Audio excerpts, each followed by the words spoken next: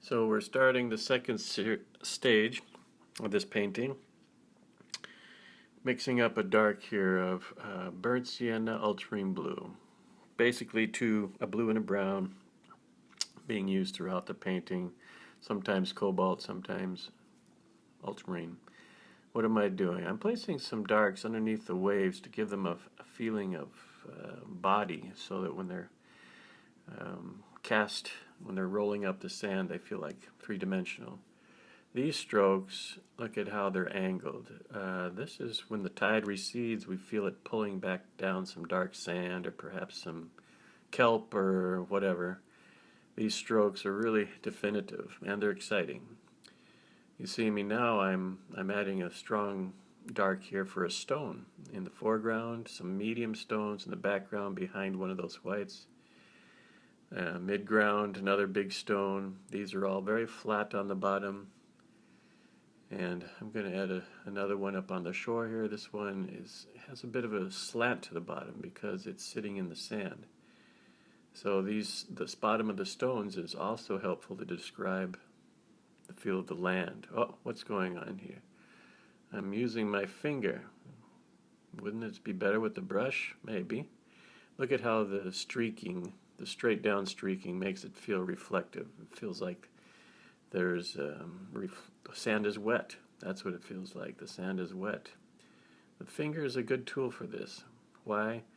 Over rough paper you get a broken edge. If you use a brush, you can do the same thing, but you get a very smooth edge. I like this broken edge because it makes the water feel even wetter to me. I don't know how else to describe that.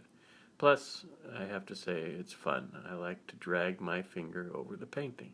Oh, here comes look at that stone. A strong, dark, giving me the contour of that stone. This is a big stone, and its placement is important. It's sitting in the water. It's got a flat bottom.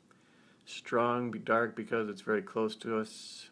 There's a bit of wave in front of it, some white in front of it, so this becomes a real focal point in the painting. Here I used a brush. Did you notice that? I used a brush for the reflection.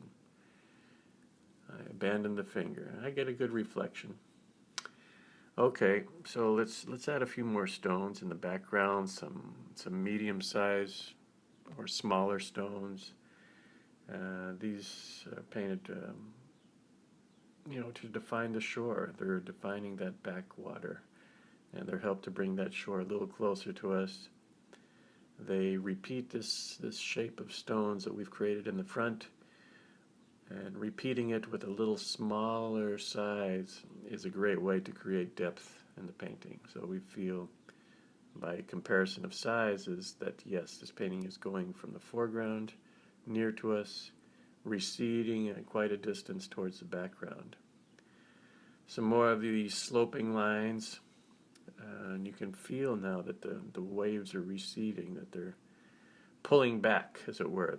That white has a more positive presence as sea foam, and things are starting to come together now in the water area. This is the point of the painting that you start to feel a little confident. Things are starting to work out, and we add minor details at this point. It's got a finished feel to it. Anything we add at this point, or in this case, take away. Can you see what I'm doing with that brush? It's just got water in it, and I'm placing it on a line and then going in with the paper towel. I'm regaining some of that road. I want to regain a few spots there so it continues off to the lower end of the painting. Now I'm taking a damp brush, just a little water, and into the dry area here, I'm pulling in some of that gray color. I'm muting the white of the road. By muting the white of the road, the white in the foreground comes forward even more. So these little adjustments at the end, they have sometimes a significant bearing on the overall painting. I feel my shorelines disappearing a little on the right side. I'm going to use some white to regain it. Some very fine strokes in the back here to regain that distant shoreline. Another one to level it off and make it feel, give me a point of contact back there so that I can feel where the water begins, where the land ends. We use that to get some highlights back. Look at this one here. See, right at the bottom of the stone, right at the bottom of the stone, and I'll pull it down with the finger a little later on so that I get a little streaking from that as well. So these little whites, some of the softer grays in the background, they're starting to have a cumulative effect on the scene, and I can see the end in sight. I can see I'm adding just a little bit of a lighter gray here to break up the white a bit. Perhaps make it feel like more like waves, rolling waves that are hitting the rocks here and there. Also, I'm muting these whites in the background again so that I get a little more punch in the foreground, a little more distance. Some surface to the water would be nice. A few streaks here and there. Let's add a medium gray to create some waves.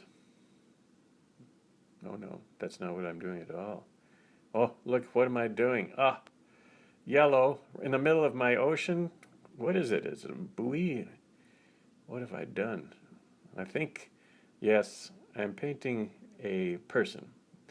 A person walking through the shallows. Maybe they're clamming, maybe they're just getting their feet wet.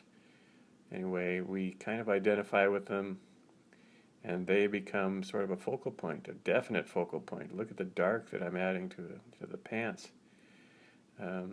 They give a scale to the scene. You'll see when this figure finishes off that this small figure makes the scene feel much bigger. Suddenly the rocks become bigger, the lighthouse becomes more distant, etc. I'm using that yellow to complement the yellow that's up in the left-hand corner.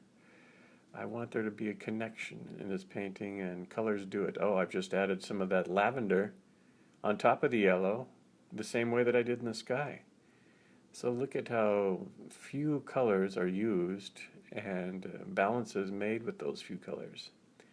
Reflections, really well done through here. We get a little wave out of the deal, we get a reflection in the foreground, the legs are reflected, maybe a highlight on his shoulders. I'll need a bit of white paint to do that. Pull out my tube of white paint, and I've got a small brush. I just want to highlight on the shoulders, you know, to give it a glint of light, something like we see in the waves, something like we see up on the road. Here it is. Yeah, one of the finishing touches here, just a little highlight there, makes it scene feel brighter. And I'm gonna again use my finger. I place a big glob there. Oh, look at that. Yeah. So now we feel he's wet, or she's wet. We don't know the sex of this person, but they're definitely in the water. I call this painting Looking for Your Keys.